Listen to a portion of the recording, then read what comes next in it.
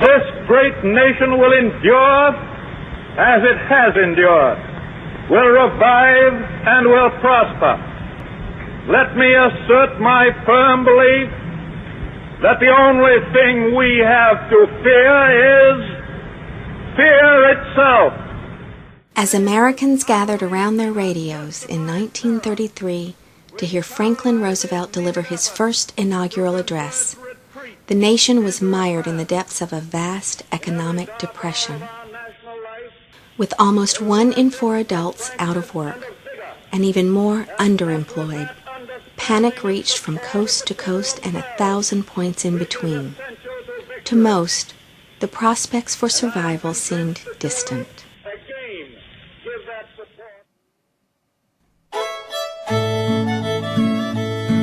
For decades prior to the Great Depression, Tennesseans who lived on the Cumberland Plateau found it hard to keep a decent roof over their heads and enough food on the table to feed their growing families. Jobs were scarce. Hard times had come to the Cumberland Mountains long before the stock market crash in 1929. The agricultural struggles and the price problems that farmers had, it really had gone downhill since World War I. Hard times got even harder when the staggering economy increased tensions between workers and company owners.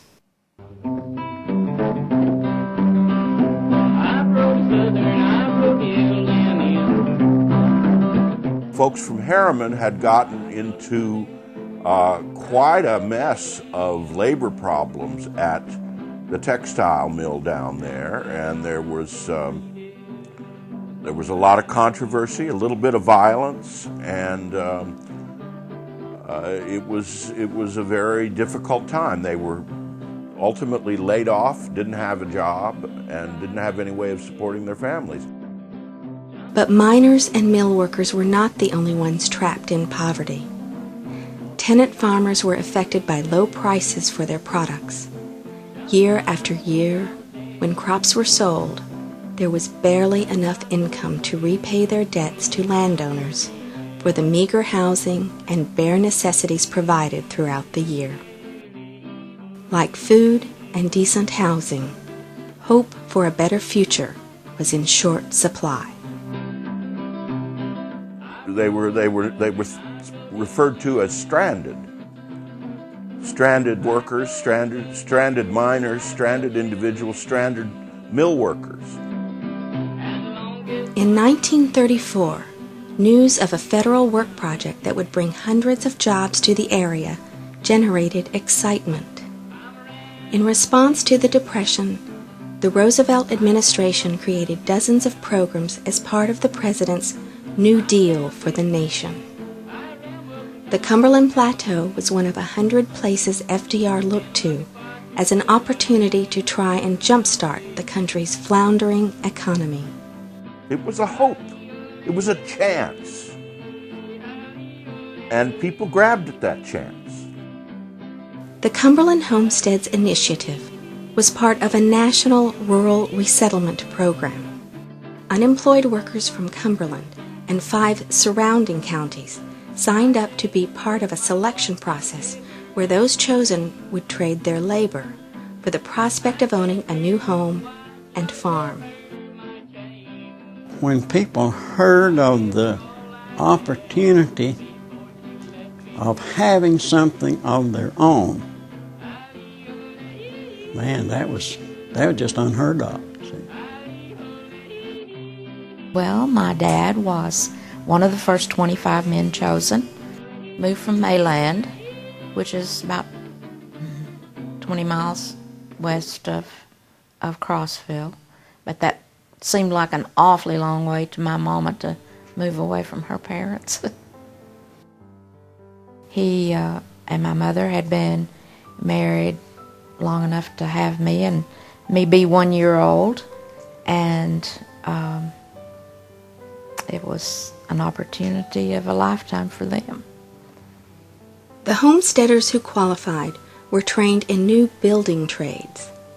They worked on crews constructing the planned community of 252 farmsteads. Materials for the project came directly from the land in the form of native stone and wood. You didn't have a lot of choice, really.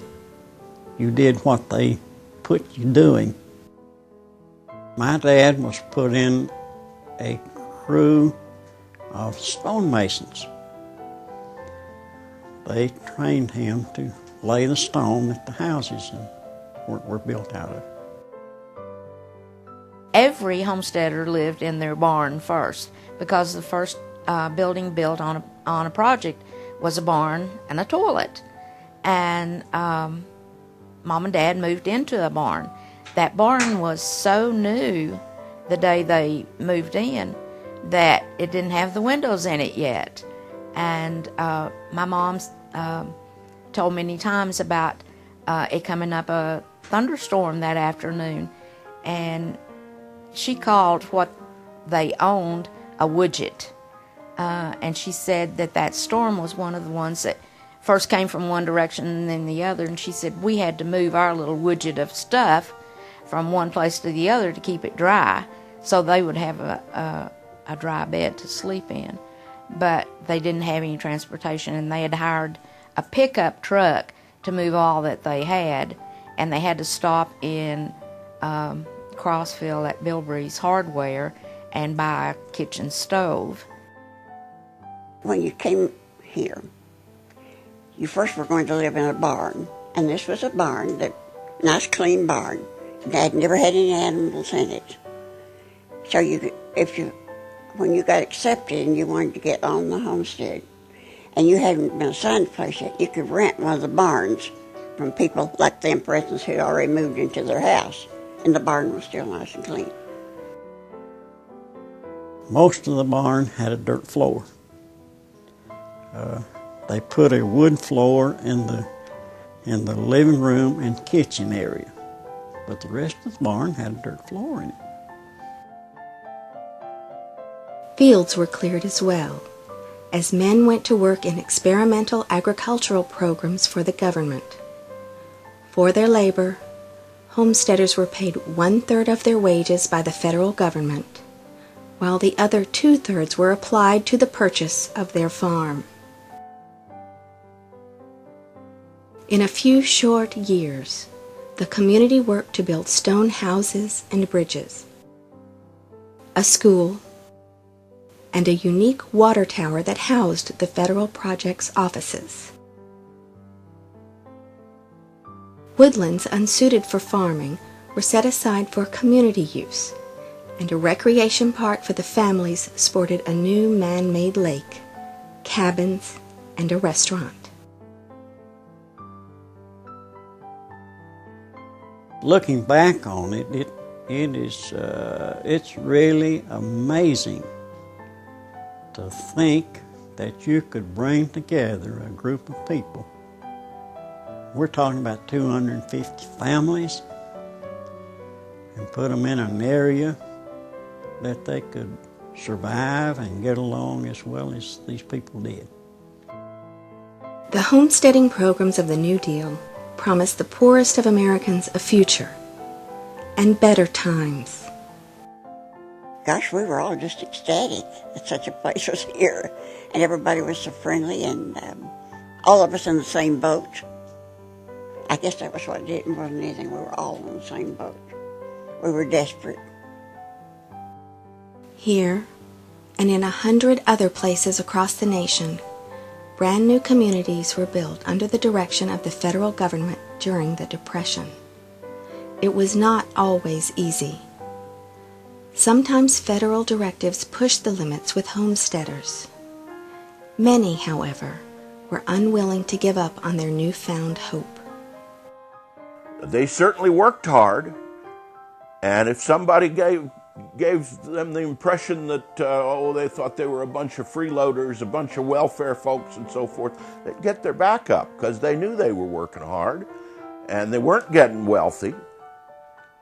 A lot of the investment that they eventually realized what came in credit hours, and the government used some of the time those credit hours as something to hang over people's head. You know, if you don't cooperate, you might have to be separated from the project. If you get separated from the project, you're going to lose all those years of credit hours.